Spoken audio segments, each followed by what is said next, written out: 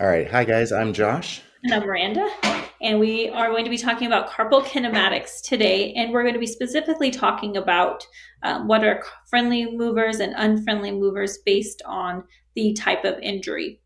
And this kind of piggybacks off the previous one we did about VC and DC. So Josh is definitely the more analytical one, and so he does a much better job at describing these, and I'll jump in as needed. So why don't you hit it, Josh? All right. So it's a little bit of a complicated subject, and I'm a visual learner and teacher, but we're on an audio only platform. So let's see if we can cover this. The scaphoid and triquetrum move opposite in this helical movement, right? And so they move opposite each other.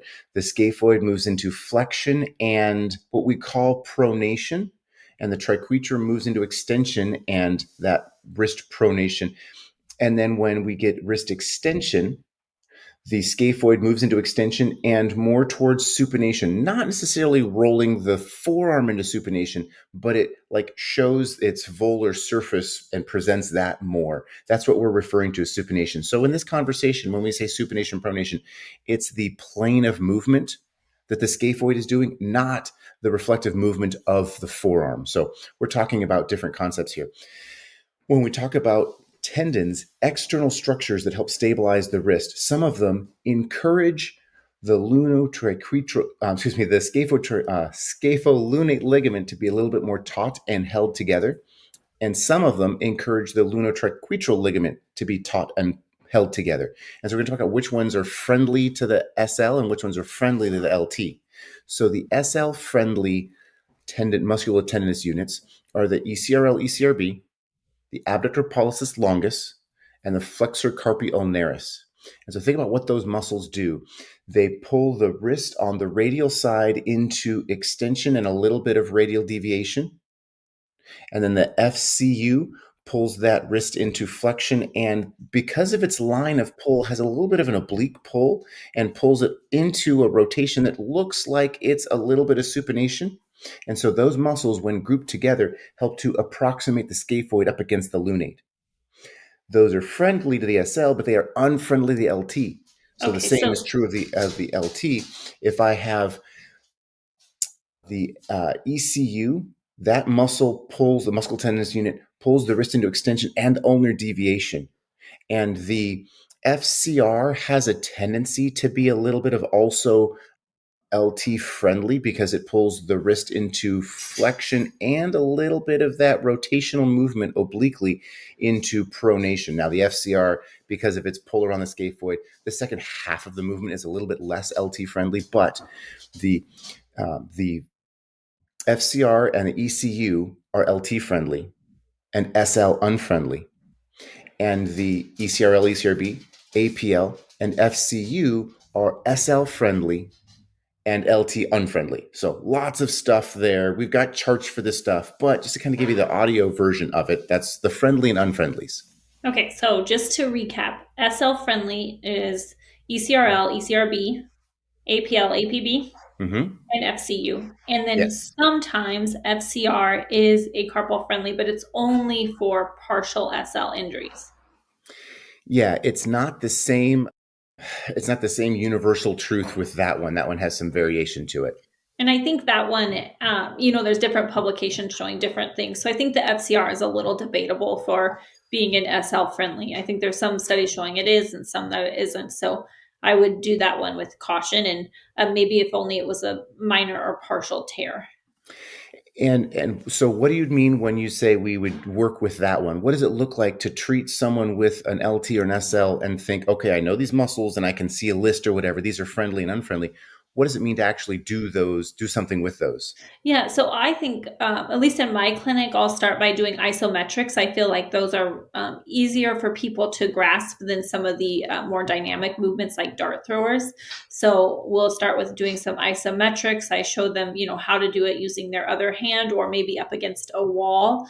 And then, like maybe doing a little bit of axial loading through the front, where they're pushing lightly into something. And then but also with that one, I think you have to be careful engaging their pain level because we don't want to stress the SL with too much loading. It's just more for getting some proprioceptive input.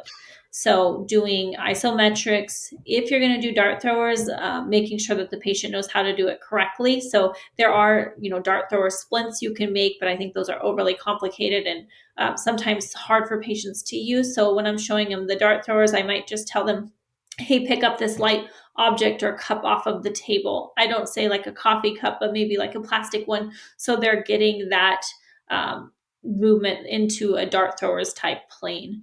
So those are kind of I think, gold standard for SL injuries. And then if I'm going to do FCR, it would be with isometrics. So, and then that's just based on, and usually I don't do that one, but I'm not against it, I guess what I say. So if I see like another therapist who was doing it, I would say, okay, that makes sense. There is some evidence supporting using it. Yeah, and in an area of the body, the wrist can be so unstable and unpredictable. It's easier to stick with the things that we know are a little bit more certain and sure. So sticking with the ECU on an LT injury, it's just it's an easier, simpler way to go. It's less about range of motion and more about stability. Lots of proprioceptive input, lots of stabilizing stuff, isometrics. That's all really effective.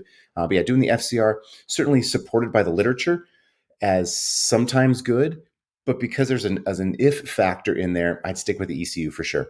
Yeah, and you're saying ECU for LT Yes, friendly, yes. yes, Yeah, yeah. and you definitely don't do ECU for SL injuries. So Correct, correct. Yeah, right, yeah, right. Just to absolutely. recap that. Yeah. And then what about when you have mid-carpal instability? So I think in our clinics, Josh and I see a lot of hypermobility disorders. So sometimes these patients will have mid-carpal instability. And what type of exercises are you doing for that? Or what muscles are friendly for mid-carpal instability? So for those patients, because they're so mobile, I tell them we're not working range of motion. We're not working strength. I'm working to tighten everything up and get things as stable as possible.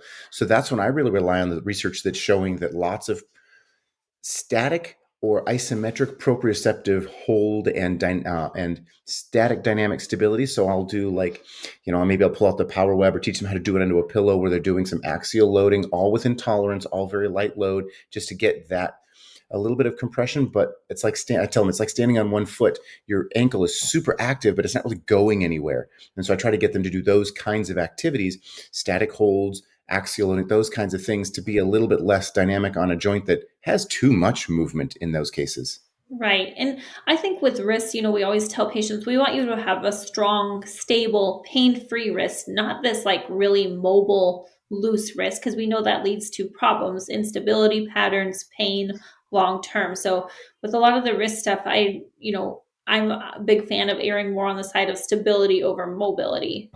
Yes. Yeah, yeah, for sure. Stretching the wrist is something we need to do with precaution to make sure we're not just kind of plowing through one of these ligament injuries for sure. Right. Yeah. And Yeah. of course, that's different with like a distal radius fracture. But definitely with some of the carpal instability Yeah. patterns, we don't want to do a lot of aggressive manual therapy with these Yeah. patients. And real quick, Miranda did mention a dart thrower splint. That's something that's kind of in our wheelhouse. We're certainly able to do. I tend to go away from it. It's a very complicated splint to make and explain to the patient, and you never truly know if you got the exact arc of motion. I'm a fan of make a standard wrist support and then teach them all the exercises outside of it that they can come out of and do on the regular. It just is less chance for error on our side when we're fabricating a splint in a unique plane of motion. Right. Okay, so I think that caps our carpal kinematics talk. For more information, you can email us at info@handtherapyacademy.com or you can look us up at www.handtherapyacademy.com. See you guys. See ya.